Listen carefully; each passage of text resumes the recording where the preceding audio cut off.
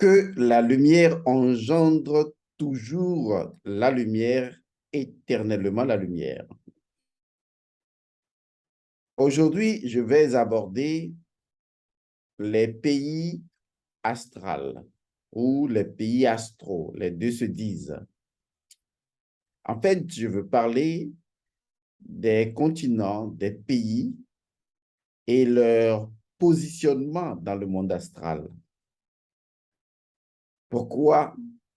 Parce que vous verrez que ce que déclaraient nos ancêtres en ce qui concerne la spiritualité archaïque, la spiritualité ancestrale, vous verrez que ce que déclaraient nos ancêtres depuis des siècles, vous verrez que c'est avéré. C'est avéré en ce sens, et je vais l'énoncer. Les plus grandes décisions se prennent dans le monde astral. Il est important de comprendre cela. Parce que si vous ne le comprenez pas, vous ne comprendrez jamais comment ce monde fonctionne. Les plus grandes décisions, les décisions les plus illustres, les décisions les plus importantes, celles qui marquent les nations, les peuples, les continents, ces décisions se prennent dans le monde astral. Alors, laissez-moi vous expliquer cela de façon beaucoup plus détaillée. Même si une séquence capsulaire ne nous permettrait pas d'approfondir le contenu totalement principiel de ce que je vais vous dire. Mais sachez une chose, et elle est avérée, toutes les nations se trouvent dans le monde astral. Aucune nation physique ne manque de sa présence dans le monde astral. De façon plus spécifique, le continent africain existe dans le monde astral. Le continent européen, le continent américain, tous les continents existent dans le monde astral. Et de la même façon, tous les pays existent dans le monde astral. Ceci est important parce que lorsqu'on comprend que chaque nation se retrouve déjà, d'ores et déjà, dans le monde astral, on comprend qu'en réalité, la destinée d'une nation se décide uniquement dans le monde astral. Dans le monde astral où non seulement des êtres humains, mais également des entités spirituelles décident de commun accord et dans l'égrégore de cette nation, décident de la destinée de cette nation. Il y a beaucoup de choses que vous ne percevez pas. Lorsque vous réfléchissez à une nation quelconque que je ne vais pas nommer, quelle qu'elle soit, et que vous pensez à des décisions que certaines nations prennent, que ce soit pour faire la guerre ou la paix, ou pour prendre des décisions commerciales ou non commerciales, des décisions sociales ou non sociales, des décisions quelles qu'elles soient donc, ne vous méprenez pas.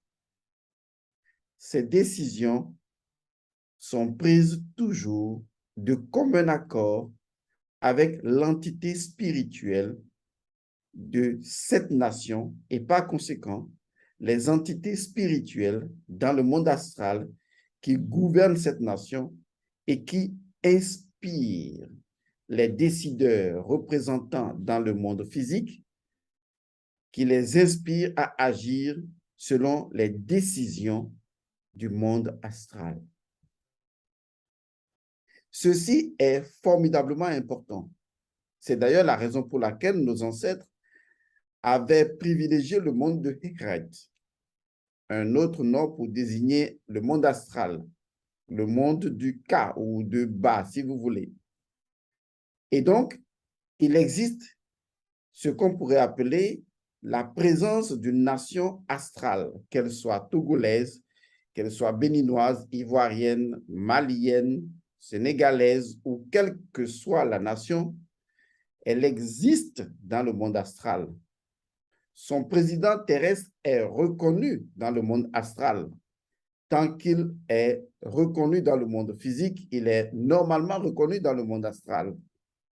Et les entités spirituelles de cette nation, celles qui gardent ce que je pourrais appeler l'énergie spirituelle de cette nation, travaillent de concert avec les autorités qui décident, parce que vous les avez nommées, vous leur avez laissé la gouvernance des énergies de votre âme.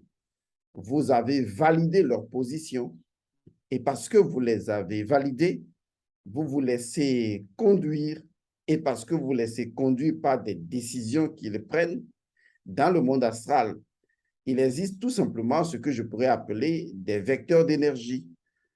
Une décision est une énergie et lorsqu'elle est prise et qu'une population s'y soumet, cela veut dire que cette population qui est également une énergie accepte simplement d'être conditionnée par l'énergie de la décision. Et quand on voit tout cela comme étant des amas d'énergie hiérarchisés, obéissant selon un ordre donné et une position à une autre énergie, on comprend qu'en réalité, dans cet égrégore de cette nation, de ce pays, nous sommes en relation d'abord avec les énergies spirituelles de la population.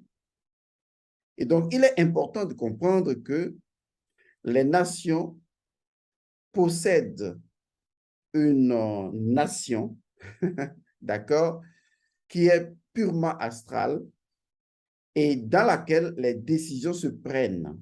Et ces décisions, elles sont motivées, elles sont entérinées ou anticipées par les entités spirituelles de cette nation qui, pendant le sommeil des représentants physiques, les visitent, les inspirent, leur donnent des idées et leur fait croire en fait que certaines décisions viennent directement d'elles, autorités physiques, alors qu'en réalité, la majeure partie des décisions proviennent justement de ces entités qui sont les garants de la spiritualité de la nation, qui sont les garants des énergies spirituelles de la nation, qui sont les garants des âmes humaines qui pullulent au sein d'une nation.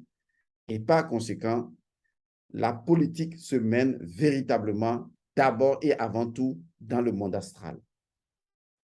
Lorsque vous élisez une autorité physique, politique, vous lui donnez en fait un pouvoir astral. Vous lui donnez une autorité astrale d'agir directement dans le monde astral sur vos âmes.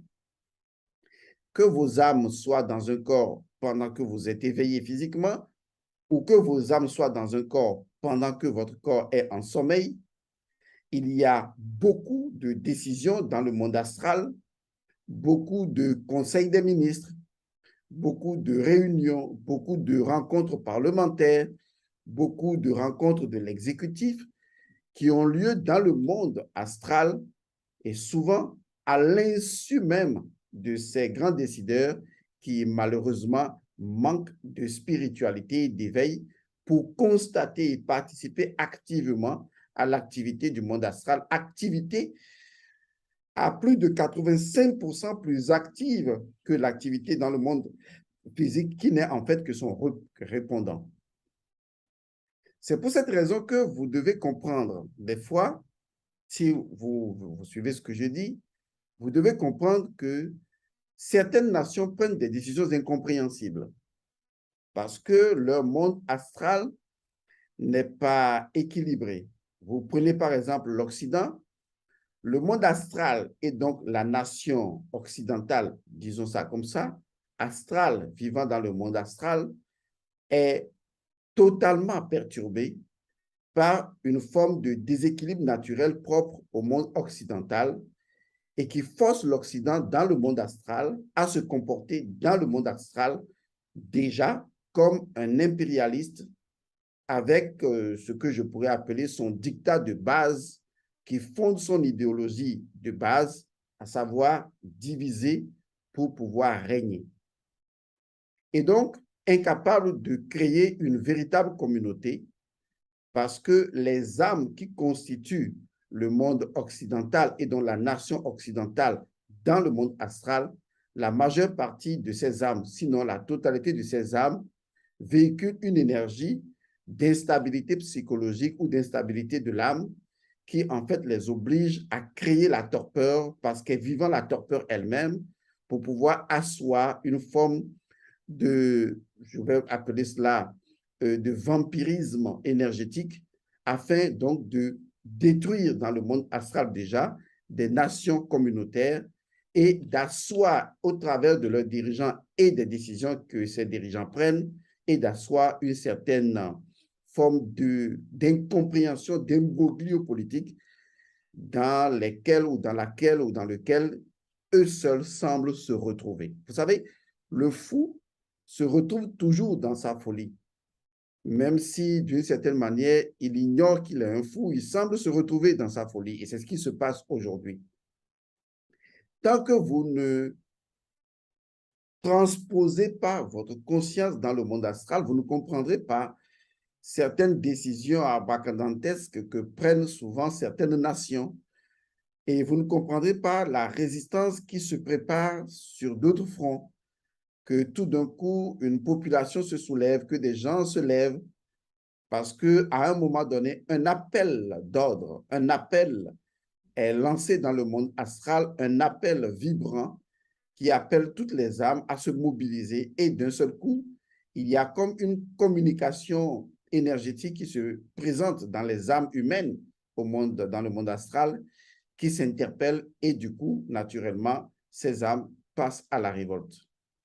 C'est la même chose qui se passe lorsque les Occidentaux ou l'Occident assassinent des leaders politiques africains.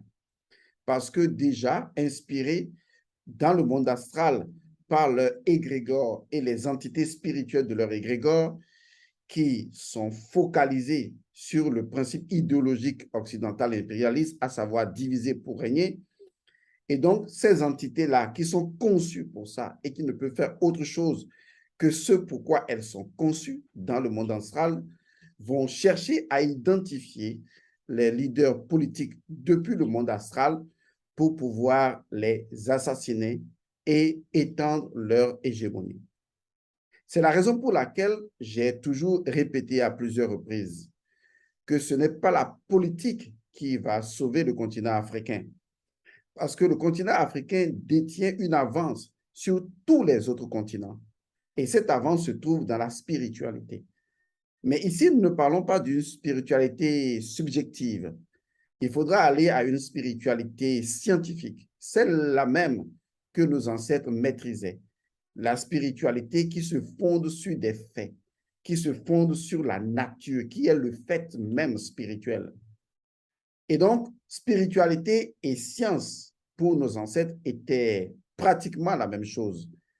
Parce que pour faire et de la science et de la spiritualité, il faut un élément de base, la nature. Aujourd'hui, il y a des formes aberrantes de spiritualité occidentale qui, en fait, ne se fondent absolument pas sur la nature, mais sur des idéologies, des idées, des opinions, des fabrications intellectuelles qu'on fait passer pour de la spiritualité et qui, en réalité, ne possèdent aucun fondement. Parce qu'en fait, nos ancêtres avaient sorti la spiritualité ancestrale de la maths, qui en réalité se fonde sur et la nature et l'ordre, l'équilibre, l'harmonie, en fait, les lois de la nature, qui sont des réalités tangibles.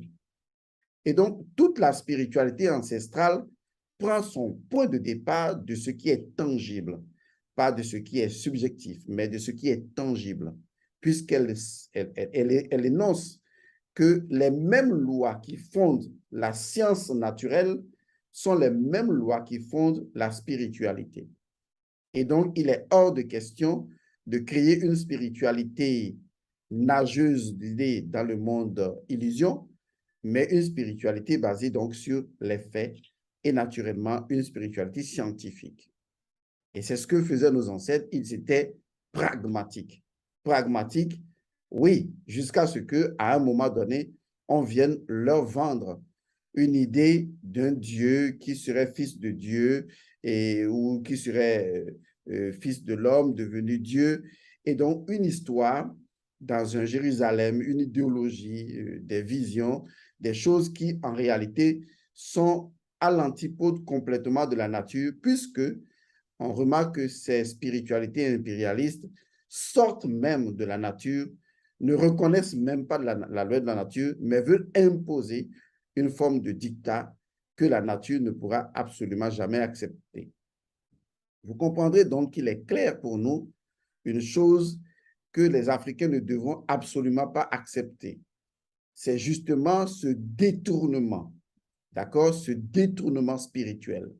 Ce détournement spirituel commence lorsque on fait renoncer à l'Africain non seulement sa dimension culturelle, mais on fait renoncer à l'Africain la possibilité de reconnaître le monde de Héret, le monde astral. Lorsque l'Africain perd de vue que la véritable bataille doit se gagner dans le monde astral avant de se gagner dans le monde physique, lorsque l'Africain perd cela, il perd automatiquement ce qui fonde son identité. Il va utiliser les mêmes armes que les Occidentaux, c'est-à-dire quoi? Le système impérialiste a prévu tout ça. Vous voulez faire des revendications? Le système l'a déjà prévu. Vous voulez utiliser les décrets, les lois humaines? Eh bien, le système l'a prévu. Le système a prévu que vous allez faire des grèves. Et d'ailleurs, le système vous autorise à faire des grèves. Et lorsque vous grèvez pendant un certain temps, eh bien, c'est comme un animal qui résiste trop. On lui laisse un peu de la corde en lui faisant croire qu'il est libre. Et à un moment donné, ben, on lui serre encore les coudes. Et vous constaterez que c'est ce que la politique, de façon générale, joue avec vous. Vous faites des revendications, vous satisfait un peu. Et après, vous devez encore faire. Et on va vous satisfaire encore un peu, mais vous n'atteindrez absolument jamais le bonheur, puisque la politique elle-même s'est coupée de par sa définition, non, de par sa signification, pas sa définition, de par sa signification, la politique s'est coupée elle-même du monde astral. Il est impossible de faire de la politique, ce qu'on appelle la gestion de la cité, de faire de la politique en se coupant du monde astral. Car la cité dont nous devons gérer les habitants, il ne s'agit pas d'une gestion uniquement des cerveaux humains. Il ne s'agit pas d'une gestion des comportements humains. Il s'agit véritablement de la gestion d'une cité astrale, celle-là même qui est la cité de la nation, celle-là même dans laquelle résident les entités ancestrales, les mânes ancestrales, les forces primordiales qui inspirent les grands dirigeants de la nation à prendre des décisions constructives, des décisions inspirantes, des décisions qui satisfassent les âmes humaines. Car en réalité, qu'est-ce qu'une cité? Une cité, c'est un ensemble d'âmes humaines, ou tout simplement d'âmes humaines, d'âmes végétales, d'âmes animales. En fait, c'est une cité des âmes. Voilà la définition véritable de cité. C'est un ensemble d'âmes. C'est une réunion des âmes. Je pourrais, en répétant cela, dire la véritable cité, c'est la cité des âmes. Et donc, le mot politikos, même si on va en grec, mais en remontant bien sûr naturellement dans le monde, dans la signification de l'Égypte antique qui a fabriqué ce mot, et donc il est impossible de faire justement de la politique sans Horus, c'est-à-dire sans Horus, car Horus est le garant de la politique. Mais Horus, et de quel Horus nous parlons vraiment?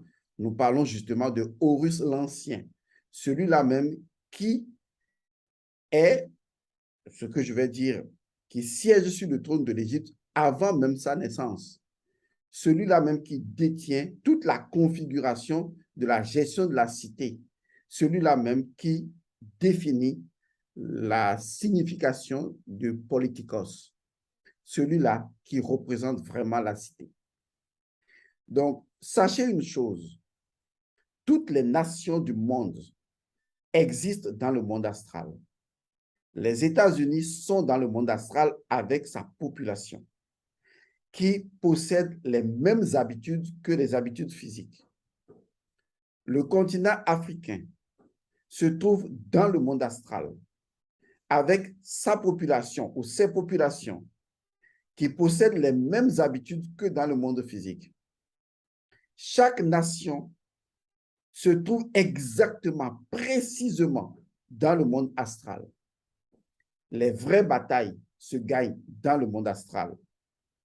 Et si vous voulez gagner la bataille, c'est d'abord dans le monde astral qu'il faudra le mener.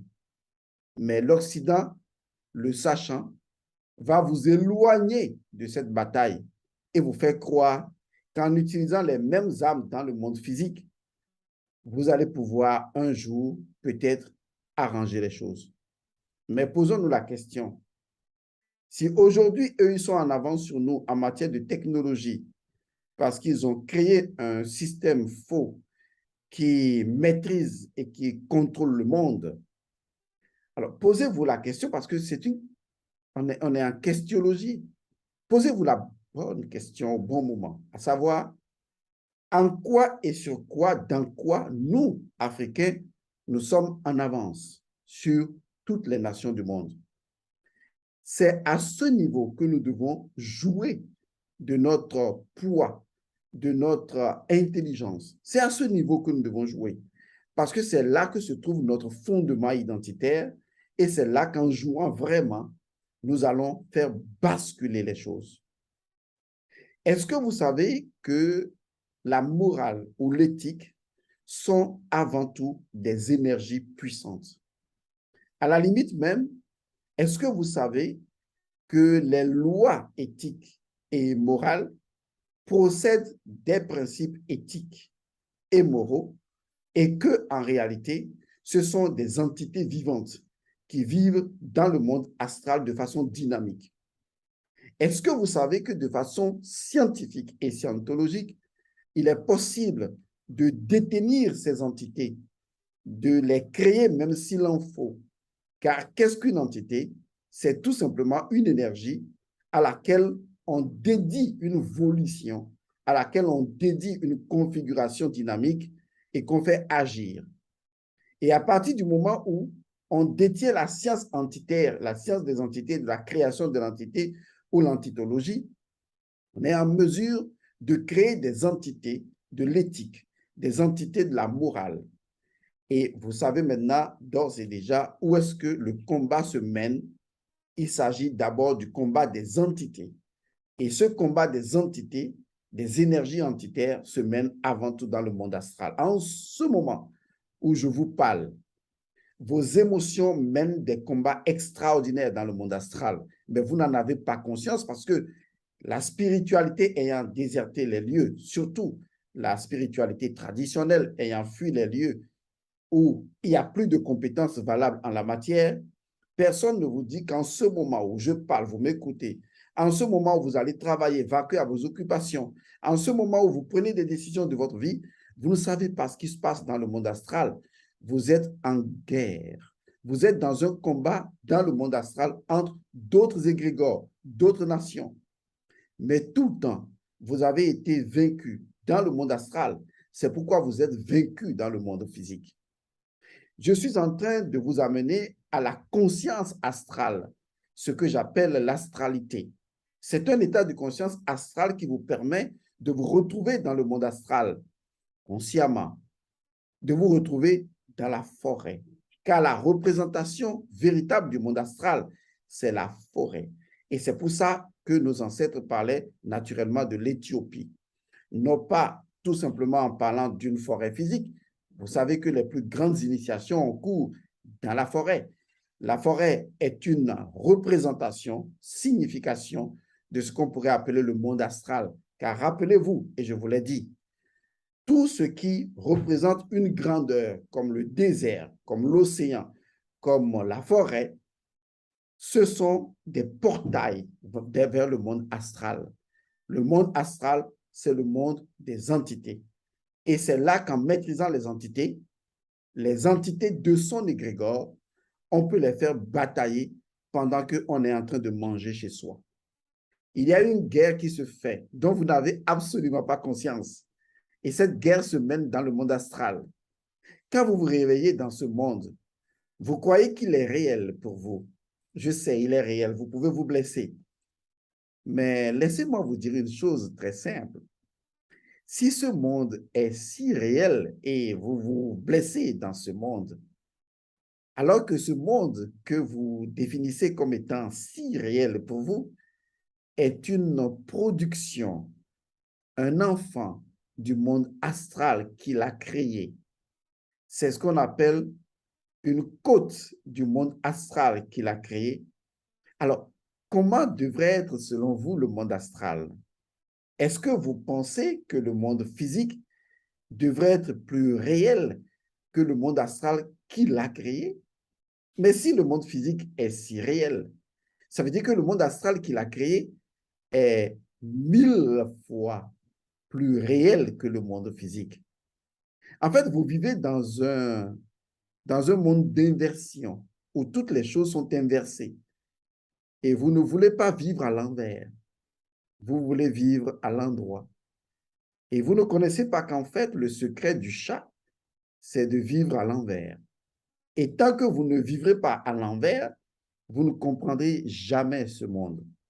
Et c'est le maître Shinji qui l'a dit, le monde physique marche à l'envers. Si tu veux le comprendre, alors, oh, Sheila, marche également à l'envers. J'espère que vous allez marcher à l'envers. J'espère que vous allez être pendu à l'envers. J'espère que pour la première fois, vous serez pendu les pieds ou le pied en l'air. J'espère que pour la première fois, vous allez décider, en vous laissant pendre le pied en l'air, d'entrer directement dans le monde astral. Car ainsi entre-t-on dans un monde à l'envers, dans un monde qui contrapose notre monde. Je vous le dis, c'est la vérité. Si seulement vous pouviez sortir de votre corps, vous verrez que en dehors de votre corps, votre pays est exactement le même dans le monde astral, mais que sur 1 an, 2 ans, 3 ans, ou selon un cycle bien défini, ça peut être le cycle d'1 an, de 3 ans, de 7 ans, de 12 ans, il y a des décisions que des dirigeants du monde astral de votre nation, des décisions qui sont déjà prises des années avant que ces décisions ne soient décidées par des autorités physiques. Comment un tel processus peut-il avoir cours? Comment se hiérarchise le monde astral des nations pour que certaines décisions arrivent ainsi par le biais de certains décideurs qui croient avoir décidé alors qu'ils ont eux-mêmes été décidés par des forces d'un monde dont ils n'ont absolument aucune conscience et que la fabrication des énergies de leur âme se fait pendant leur sommeil. Et même sans sommeil, cela continue. En ce moment, comme je vous parle, vous êtes en guerre dans le monde astral pour ceux qui peuvent. J'espère que vous avez compris, mais je suis en mesure de vous donner, véritablement de vous donner toute la technologie du fonctionnement et du mécanisme de ces genres de choses dans le monde astral pour que vous sachiez qu'en réalité, vous êtes berné et baisé, mais vous croyez que vous êtes intelligent. Regardez bien, mais cette fois-ci, pendez votre pied en l'air et regardez à l'envers les choses. Et vous constaterez que tous les pays se trouvent dans le monde astral et que les véritables chefs qui dirigent ces pays